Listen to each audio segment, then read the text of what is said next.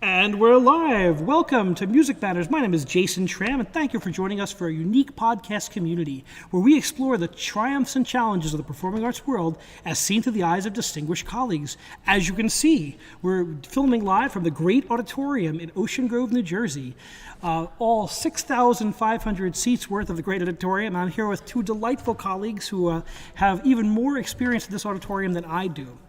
Once again, my name is Dr. Jason Tramm. I'm the Director of Music Ministries here at the Ocean Grove Camp Meeting. I've been in this position for 15 years, and these two people in front of me have been here longer. So please introduce yourselves. Dr. Cindy Bell. Have I been here the longest? Yes, you have. Okay, thank you very much. So it's Dr. Cindy Bell, yes. I grew up in this town.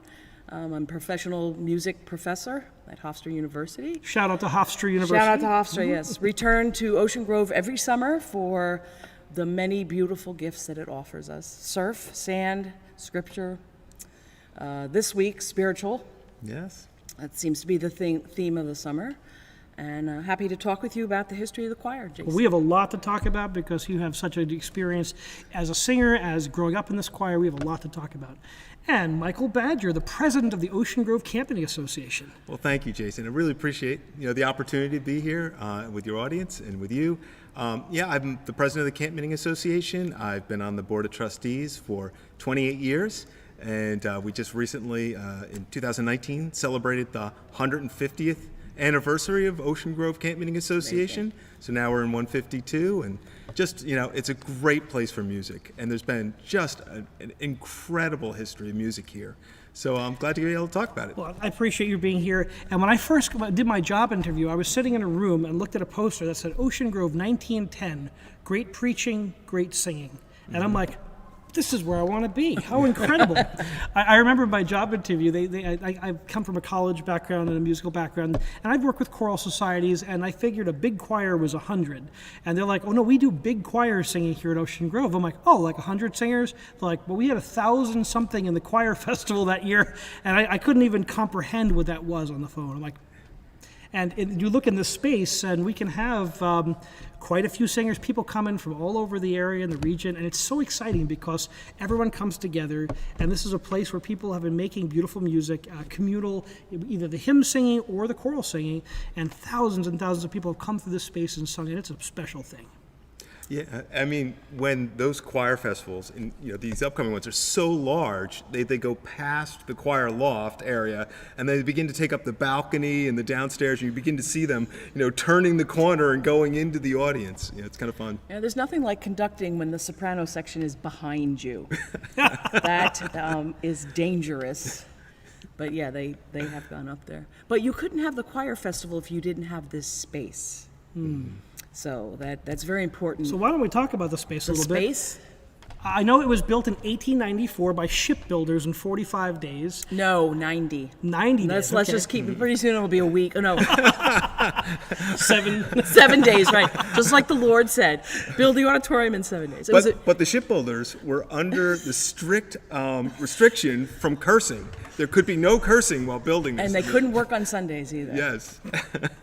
Pretty amazing. So I shouldn't plug the book, but although Go there's ahead. shameless plugging of books here, there is a really great book on the auditorium that I co-wrote with my dad, Ted Bell, and Darrell Dufresne, an engineer, and we spent about 10 years researching this building, and it was built in the style of the armories. As a matter of fact, the group that did the cast iron structure in the ceiling, you can't see it, did the Park Avenue Armory. Oh, wow. The Milliken brothers from Staten Island. So they had a very particular vision here, Stokes. They put out for designs.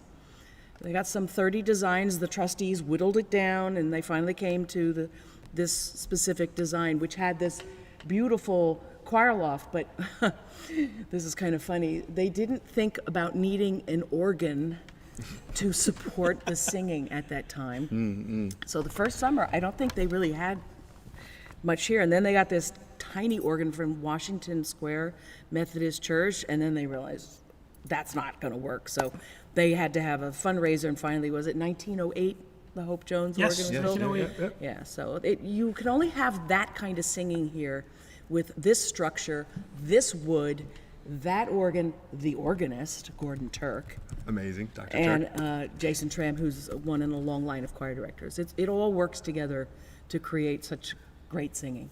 Yeah, so one of the things I like about it is that it was built by shipbuilders, and when you look at it, it kind of looks like Noah's Ark. the bottom of a ship. And some of the early pilgrims, if you want to call them that would come here, would call it the Ark. And I've heard that too. Yeah, exactly. Yeah. And that they would think of it as just as Noah's Ark brought people to salvation. They saved them from beautiful. death and everything like that. That they, through the waters. Well, this was where people were coming to be renewed and changed in Christ. Did they also build that for acoustical reasons? Because the way this concave, like tortoise shell, both above and below, is the perfect space to make music.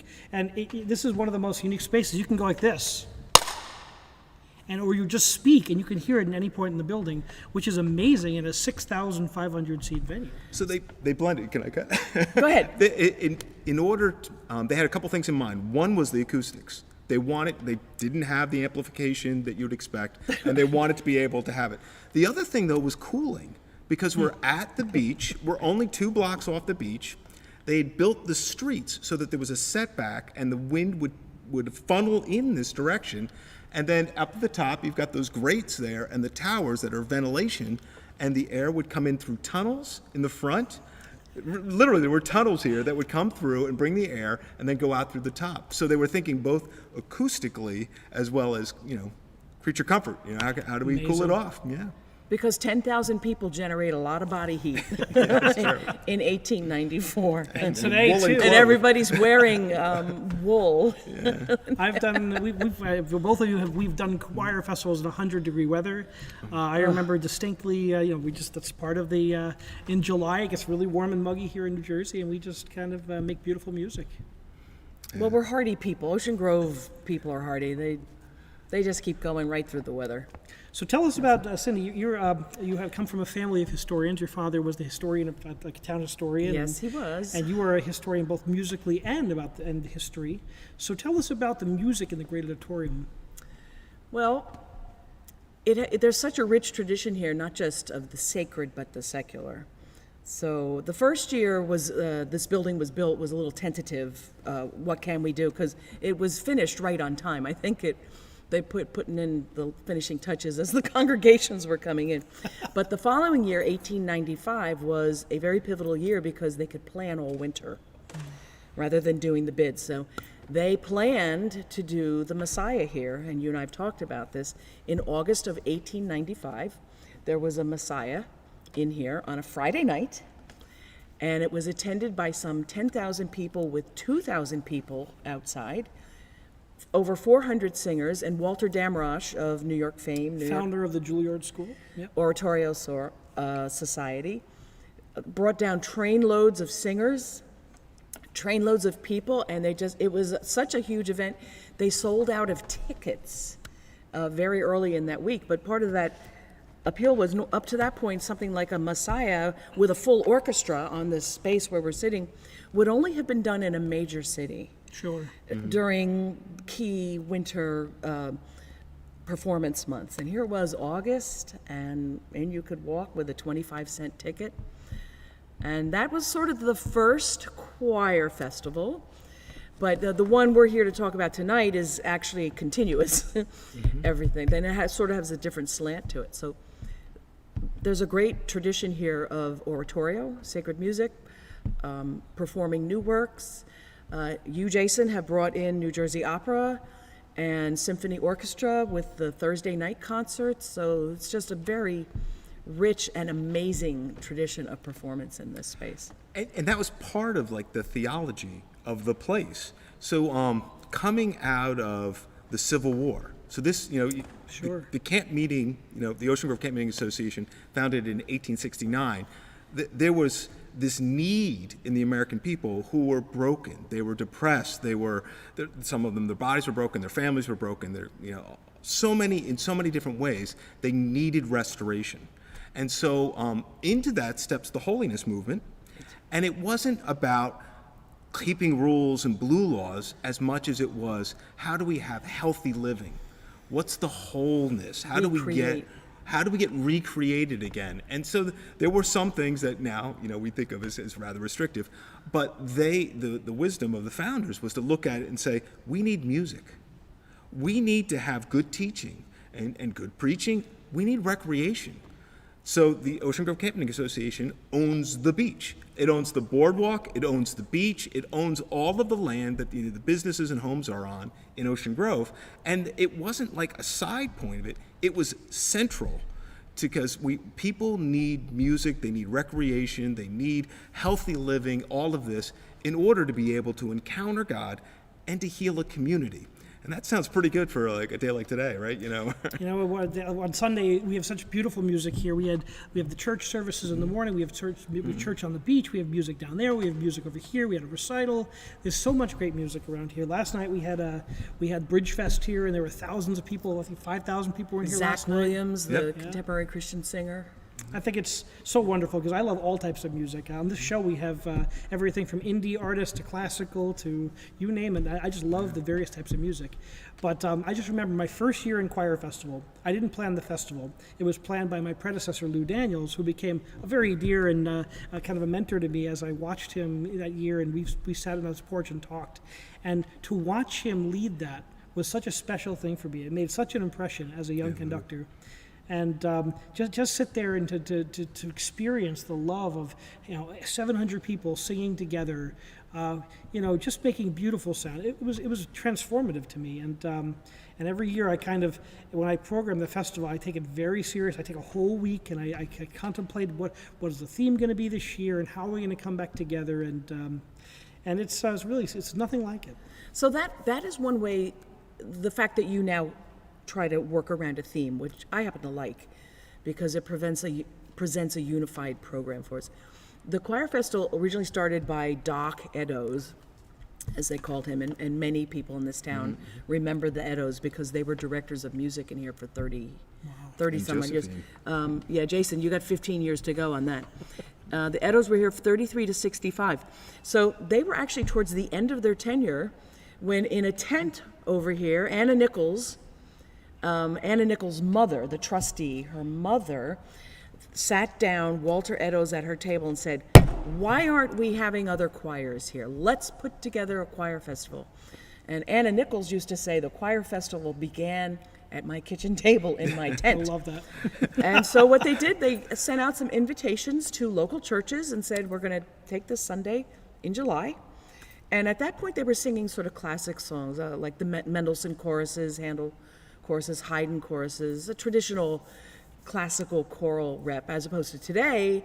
Now we do premieres, and sometimes we'll have handbells. We haven't had handbells in a while, but that's how it started. And then it just it's been continuous for all this time. So it's developed a really great reputation as a hot choir festival. That's a joke. In the form. So I first came, was attracted to a young woman who became my wife in high school. Who's singing in the choir now. Yes. And your daughter. And my daughter's in the choir. So she was 16, I was 17. I lived on the other side of the railroad tracks and met her in junior Neptune. high. And sure enough, she says, want to come to a choir festival? And I'm thinking, what? Like, you gotta be kidding me. I'm like, what? I go to fireworks? Maybe. And I had no idea. Like, well, you really better get there a half hour in advance in order to get a seat. I'm like, how could that auditorium sell out? So we run out of seats. And sure enough, I came in and every seat was taken, and my future mother-in-law was reserving a seat for me. And there was like all this stress, and I come in and I take it. And then the music starts. And it blew me away. It just was amazing because I'd never been somewhere where there were that many voices singing. Like for me, like it was always like, well, if you have an amazing soloist, that's the thing. Transformative. That's the thing. And then I came here, and there's 13,000 pipes to an organ, and that's a testimony to just multiple things coming together to make something beautiful. And then there were these, this over 1,000 voices, beyond anything I'd ever experienced before, and they were making beautiful. And it was church in a way I'd never seen church before. It was music in a way that was so filled with beauty.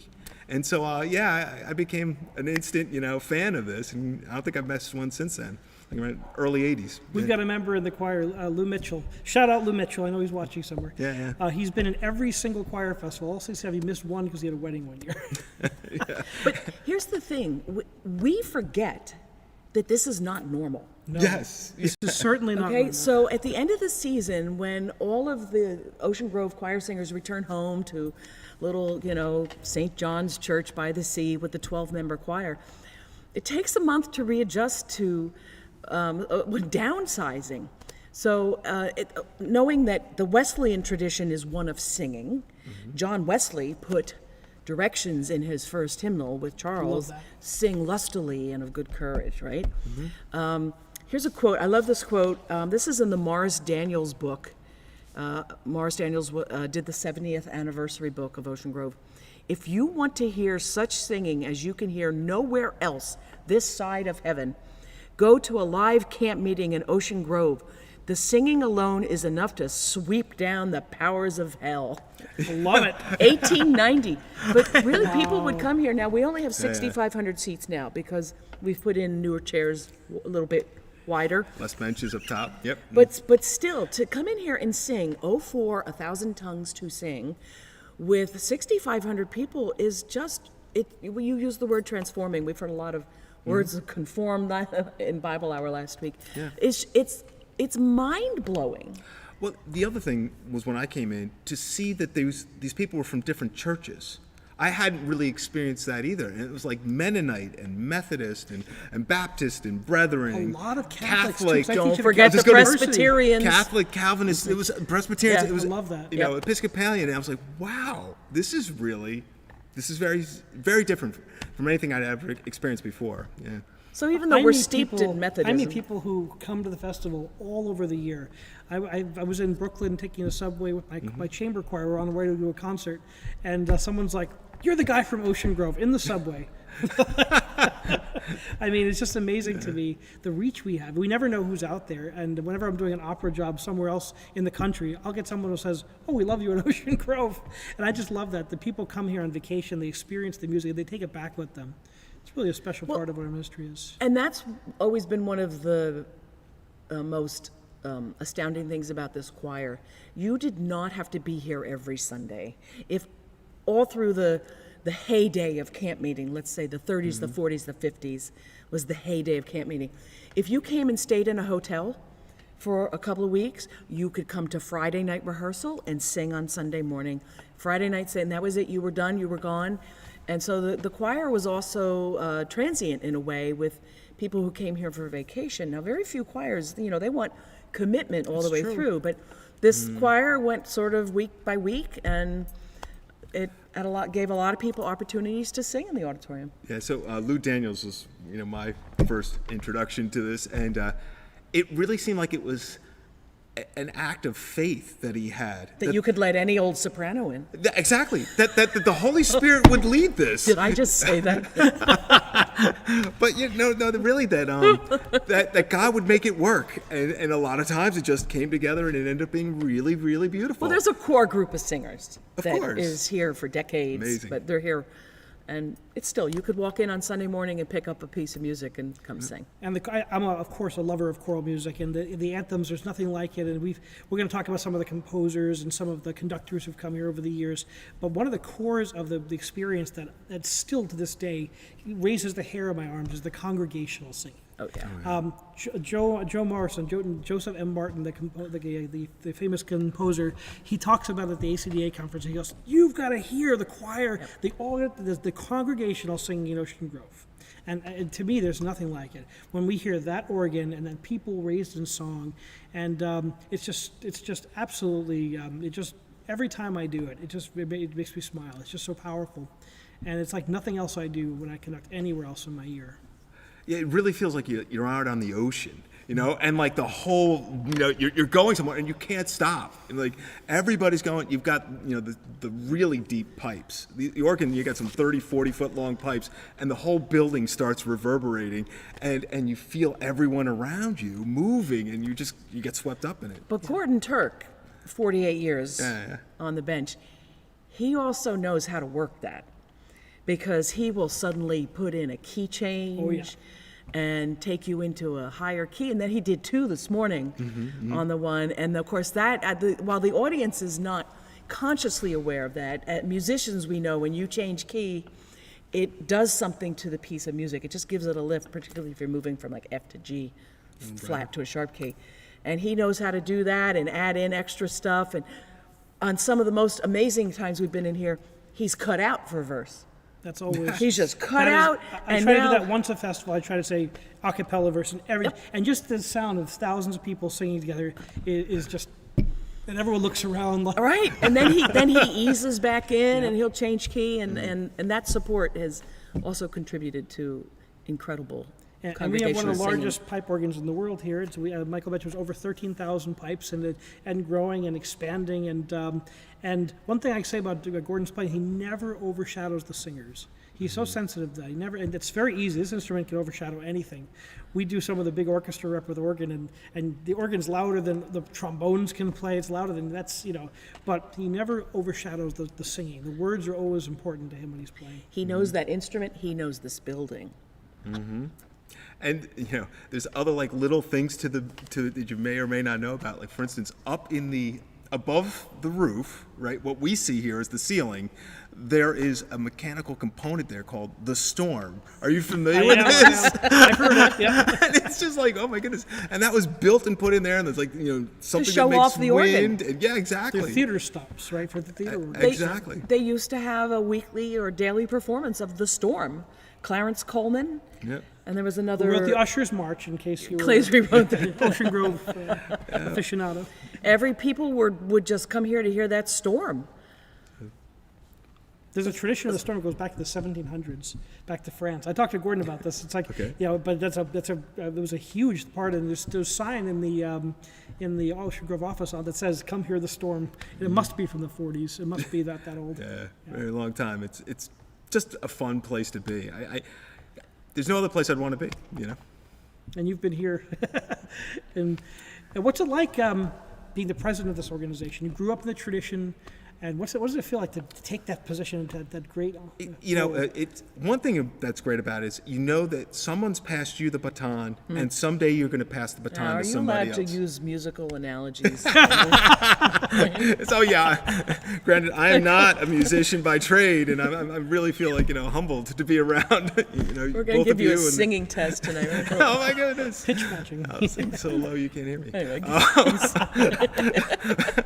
But yeah.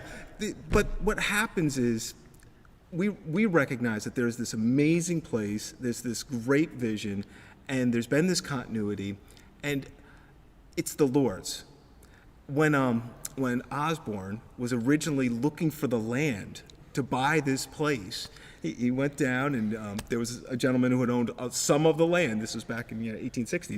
And he says, you're going to just have to give this land because the Lord has consecrated it for sacred use. And he's like, well, I don't think I want to sell it. He's like, I'm really sorry to hear that, because it's God's gonna get it one way or another. Nothing with me, but he's like, it's gonna happen. And the guy sold, So that was Osborne's thing, though. He went around. He was like a church planter. Since we were talking about Jim Mindling last week, he would go and get the land, get it set up, and then he would leave. And he went on. He founded camp meetings everywhere. yeah, So he didn't stay around to see the product. That was left to the original trustees. I love the story about how they were looking for the first one to Cape May, and they were eaten alive by mosquitoes when they were camping, and then they came here, and it's not nearly as many mosquitoes here. And that is actually documented on a map that was put out in New Jersey at that time showing insects. And for some reason or other, this area did not have as many mosquitoes. I remember one night over in the pavilion, a mosquito landed on Carla Herr, and she went, "What? A mosquito in Ocean Grove?" To call the president. yeah. There's lots of calls you get, but there are times when people are like, well, has this era passed? And the answer is like, no way. I mean, really, this is still vibrant. Like you mentioned, 5,000 people in a concert, just to praise, and then choir festival coming, and sacred music concert. There's so many different things that happen that people need. It's vital. So there are times when even Neptune Township, Ocean Grove is within Neptune Township. They say, do you still want that beach? I'm like, I can't give it to you. I said, because it belongs to the Lord. It is His. This has been set aside. This is a cool thing, is that the Ocean Grove Camping Association was established. It was incorporated not by an act of the New Jersey Treasury, like, an incorporation, Legislature. but by the state legislature, both houses. And in it, this is law, it says that it will be a permanent, convenient camp meeting and Christian seaside resort. And so all of these components we've been talking about, music and education and cultural, they're all a part of the fabric of who we are, and we're not giving it up. It's not ours to give away. And that language has worked in our favor, even as we try to adjust to changing ministries. The Bridge Fest. We didn't have Bridge Fests back in the 40s. Right. We had other kinds of festivities, but that language has been very useful to us as a community to keep on growing.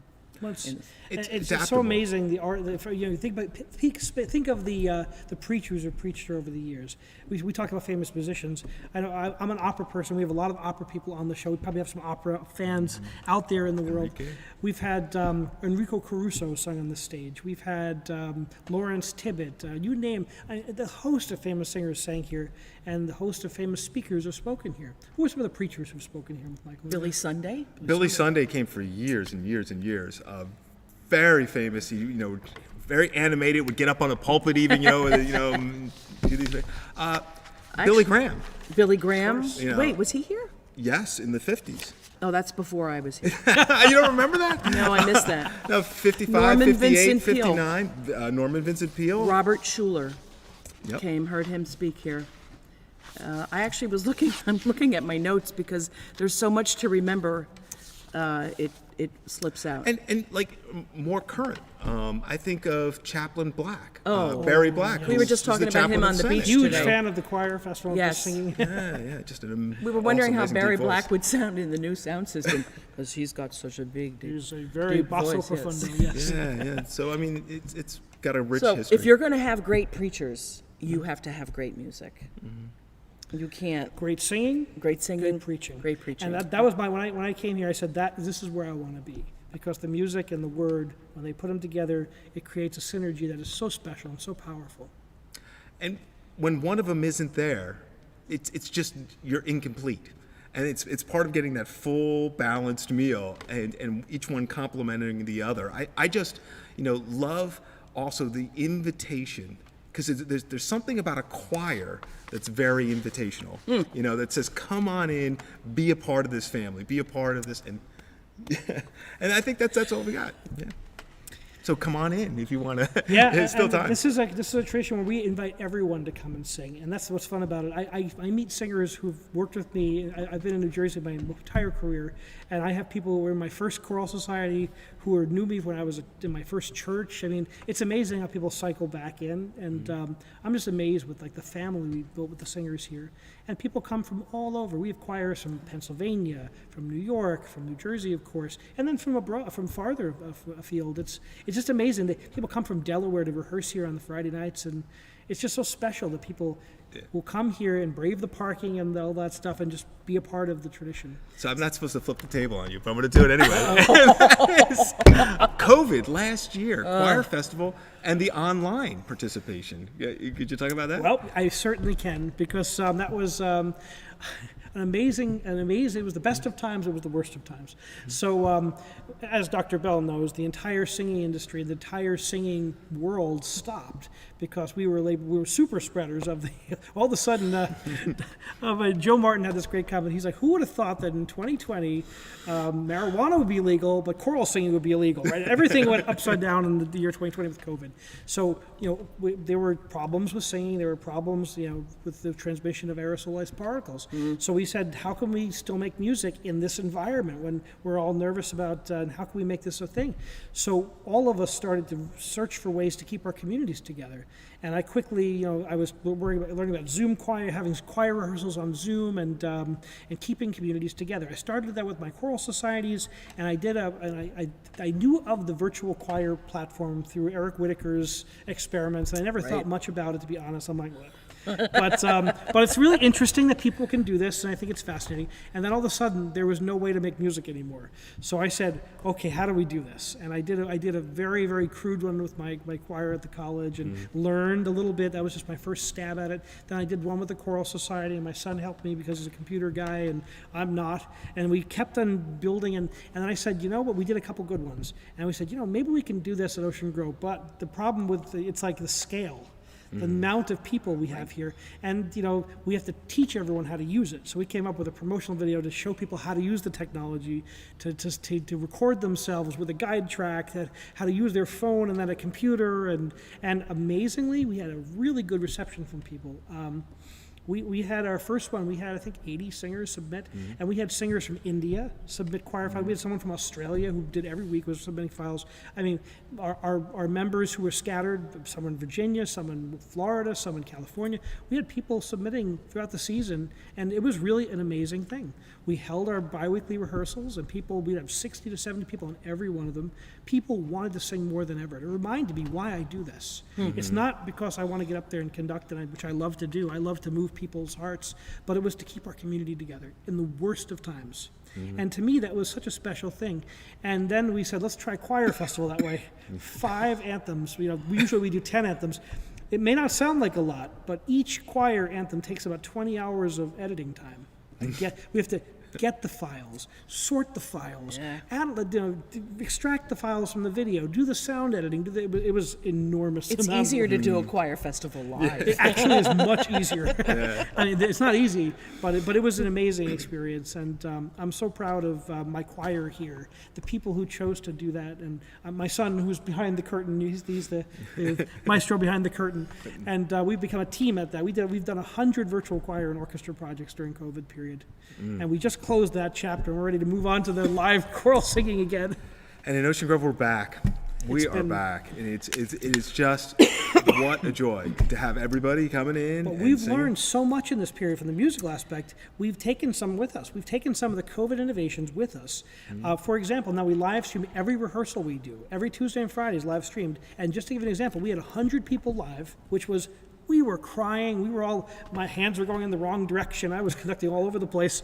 And honestly, a bunch of us thought this. We're like, conductors and musicians. We're like, do I still have it? Do I still remember how to move people? And I was nervous. And I told the choir, I've done 7,000 rehearsals in my career. I do 10 rehearsals a week in a normal week. But I was so nervous the first one back. I felt the same way last Friday. I thought, I haven't been up in front of a choir in 18 months. Do I still have it? Isn't it emotional? Wasn't it very emotional? It was. What's coming out of my mouth? What are we doing here? Can I be inspirational? Can I make a metaphor that touches people? Can I find a way to make that phrase better without that's what we do as conductors. We use words and gestures to affect sound and make neural connections. And it was a wild ride, that first rehearsal. But we had 200 people watch the live stream in addition to the 100 that were there. And I told anyone who watches and goes to the rehearsal gets extra credit. He did say that.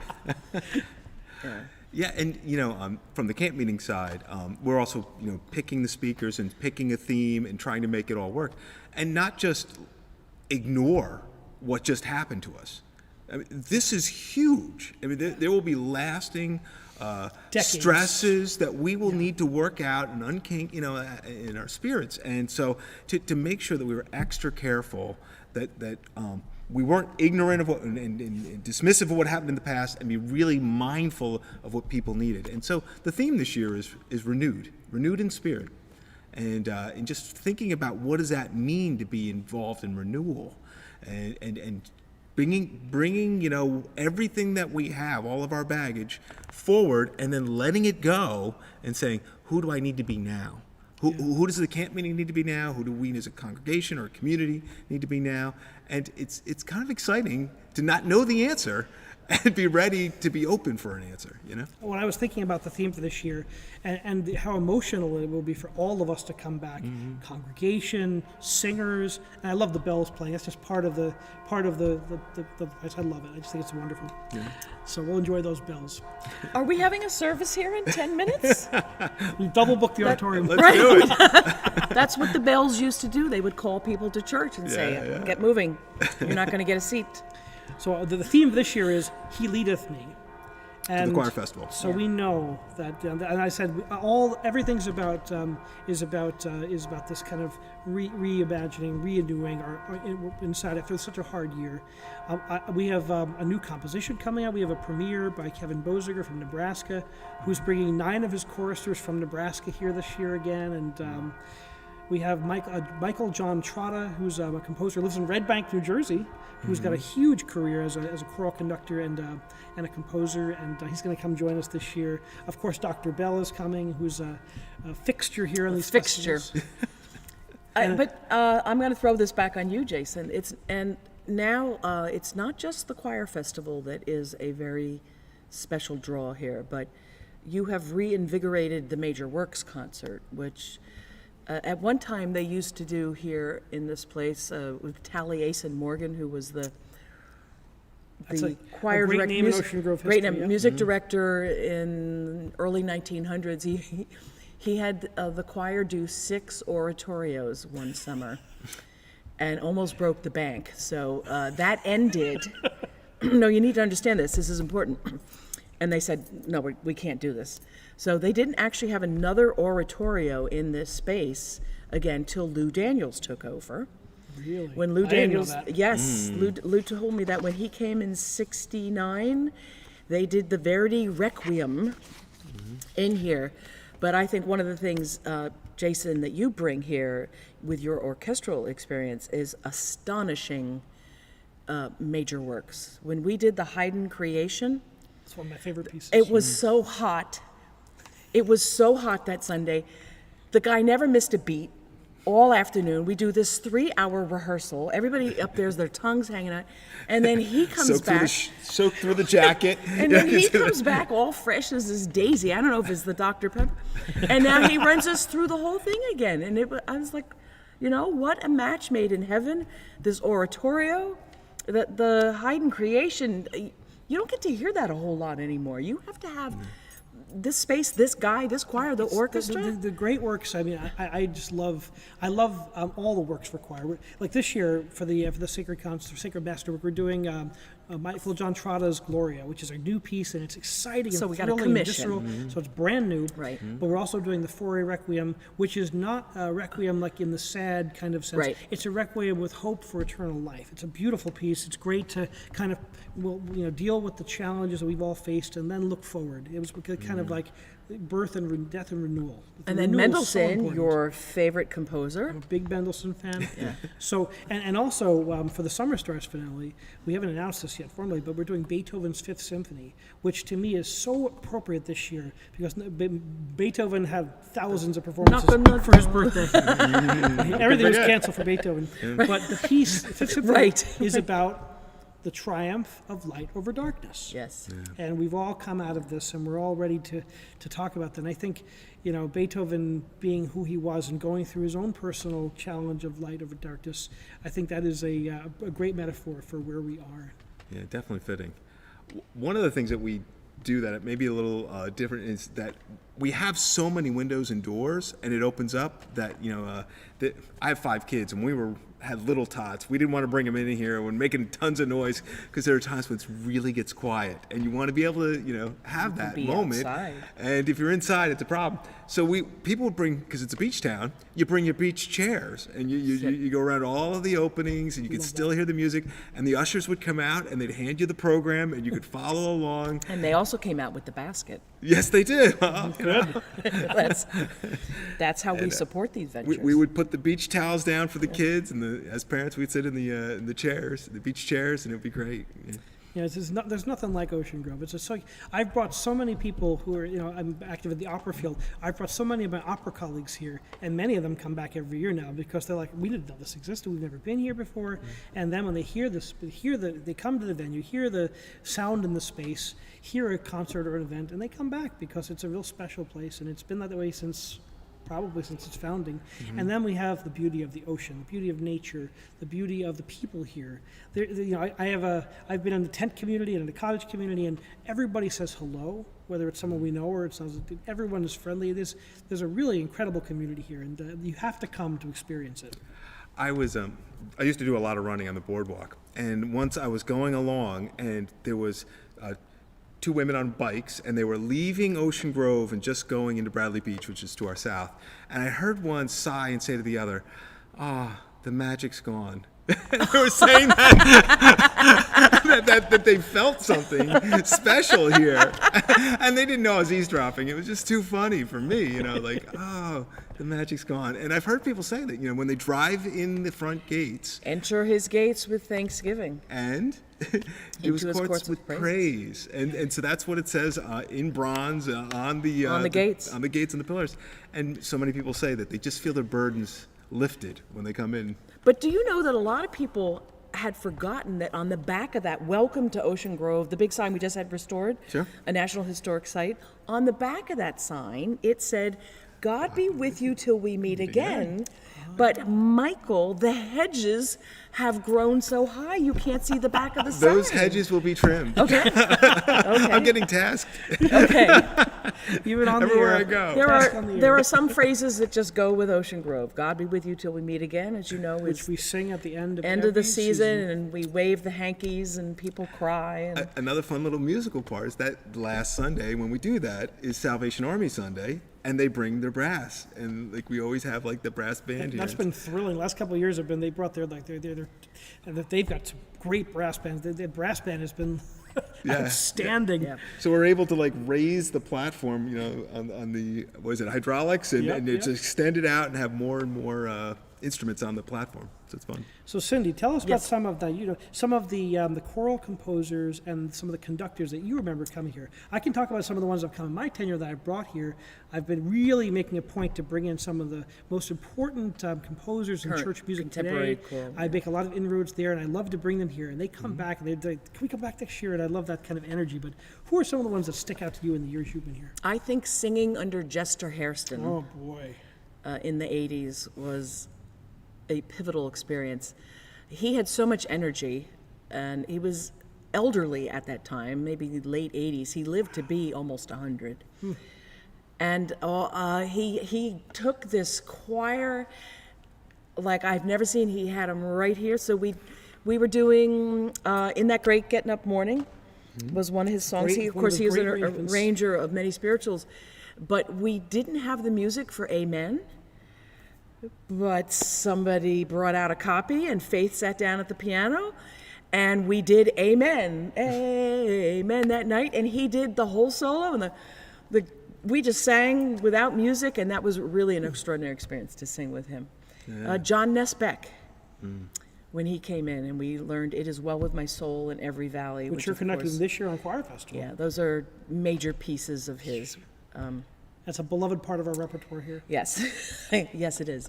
Those were great. Let's see, Craig Courtney came, but that was in your time, and of course That was he's before me, right before me. right before you. He is a noted church composer with Beckenhorst Prest. Joe Martin, you brought. Let's see, I'm trying to think. Joe Martin will be coming back again. He keeps asking me, so what are you doing this summer?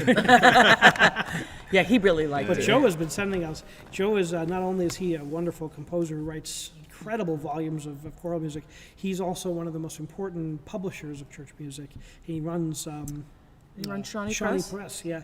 So he picks all the composers that go in that catalog. So he's been sending me some brilliant. He sent me Kevin Boziger. He's been sending Brad Nix. Some of these really He gets wonderful first artists. pick. So That's what But happens. and it's there. just they've been great additions because they've been writing pieces for our tradition, which I think is so exciting. That not only are we doing the great pieces of the past, and we're doing Mendelssohn and we're doing Beethoven this year, but we're also doing the hottest composers who are writing great music for the church of today, which I think is so important that we keep the song going.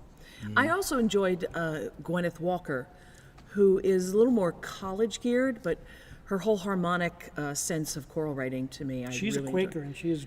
Oh, is that what it is? She has a deep foundation of faith. I thought you were going to I've say worked she with was a her for farmer in years. Vermont. She's that too. She lives now in New Canaan now. She's moved out of her Braintree, Vermont farm, though she used to write and compose, and she moved to New Canaan, Connecticut. But she's, I brought her here, so I really, she's someone I really respect, and she writes music that's so New England. It just, to me, is like New England. And she was here sort of as a composer in residence, which is different than when they get up and conduct. So Jason was the interpreter. I asked her if she could, she goes, I don't conduct. Right. Whereas John Nesbeck did conduct. Of course. Yeah. And was very, another was, oh gosh. She also said, "Where's my parking spot?" When she got here, we had to tell her that doesn't exist for anybody. I've been on a lot of parking committees, and I always like to say, we don't have a parking problem, we have a walking problem. You're going to walk a long ways. You know what? I think that's a useful answer. Now, we've had 7 American presidents speak in the Great Auditorium in their history. I know that's the number I've heard. And I heard who was the one who was asked to walk from the gates because it was Sunday. They wouldn't let him drive his carriage through. I thought that was Ulysses S. Grant. So they made him walk from there to here. And he said, well, I'm the chief person for enforcing laws, so I'm not going to break your law. And he walked in. Yeah. No, so it's been a long. You know, it long really history. was something to have choir festivals here when there was no driving. And it was after the gates opened on Sundays that we had a bunch of years there where buses would come and just drop off singers. Now, the bus business is down everywhere, but we couldn't have that. Up until then, you had to walk in for the choir festival. But after the gates were open, the buses would just bring in hundreds of singers. Yeah. If I could throw in another one, and that is, you've talked about the classics and you've talked about the contemporary, but there's this spot in the middle, and I think of the Battle Hymn of the Republic. And, Sunday. This week. And, all right. And that the chorus in the middle of that, is, the Glory, Glory, Hallelujah, comes from the camp meeting movement. So Ocean Grove is a camp meeting. It comes from a camp meeting movement. And of course, that was an abolitionist song, for the North, and like how important it is, for. And that song has a history in this building because when this Chaplain McCabe brought Civil War veterans to this building when they had the opening ceremony, and they marched in to, it's in the Ocean Grove record, they marched into the Battle Hymn of the Republic. Yeah. I thought that was his song. He promoted that song. So in the verse when it talks about, as Christ died to make men holy, let us die to make men free, they were talking about actually going out on the battlefield to make men free, the slavery. We do that anthem every year for the one closest to 4th of July. So that comes up, that's on the 4th of July this year. Yes, That's gonna be Sunday, great. the 4th of July. Yep. But dare we mention the flag? Well, the flag's coming. The flag will is be rising up from the floor. our hydraulic flag. Especially. Yes, with the lights that undulate across it. It's if you type in Ocean Grove, we did a virtual choir. We had the flag lighting in the background. It's a special day. Mm-hmm. So, parting thoughts. Why should people come to this choir festival, Cindy Bell? No pressure. Do you want to be renewed in spirit? Come here and do it with all of us that are singing. And then stay. Join the choir. That was implied. Yeah. I just think that there's so much energy. It's like you missed a year. It's We like did miss a year, Michael. Well, my point is, if kids missed Christmas for a year, they want to get double presents. You know what I mean? Oh, wow. And I think there's just this excitement level that's going to be here. Does this mean you want a double choir festival? Oh, I'm telling you. I'm in. I want 6. 6 oratorios. I just think the energy 6 level major and works. the excitement and the joy is going to be more than double. It's going to be amplified. You can really feel it when you're walking around the town right now. Now, we're a little pre-season, I would say, but Bridgefest this week, I walked around. Great chance to get things I going. just, you're right about that energy. So many people were just happy to be out and smiling and eating, and I heard singing and music, and there was face painting for children, and there was preaching in 3 locations. You had your choice, and there was such a positive energy, Michael. Yeah, and I love that you can come here even in your sandals and your beach clothes, And there's no pretension. Hawaiian shirts. Absolutely, absolutely. And you don't have to worry about, is everybody else doing it? You just come in and you're like, hey, I like this. This is good. I'm going to get more of this. And you just keep coming back. That's what I find. Yeah. Me too. Me too. I think that this year, this is going to be such a special year. Come join us July 11th, 7 o'clock here at the Great Auditorium. You're going to want to get here early for parking, but it's going to be worth the walk or wherever you have to go to come and to experience the Ocean Grove Choir Festival. It's going to be one like no other, the 67th annual Ocean Grove Choir Festival. Got it. So thank you both for joining us here on Music Thank you, Matters. Jason. Thank you, and Jason. we're all excited for a great night. Thank you, Quentin. Thank you for joining us on Music Matters with Jason Tramm. Be sure to come to the Choir Festival on July 11th. And remember, keep music alive.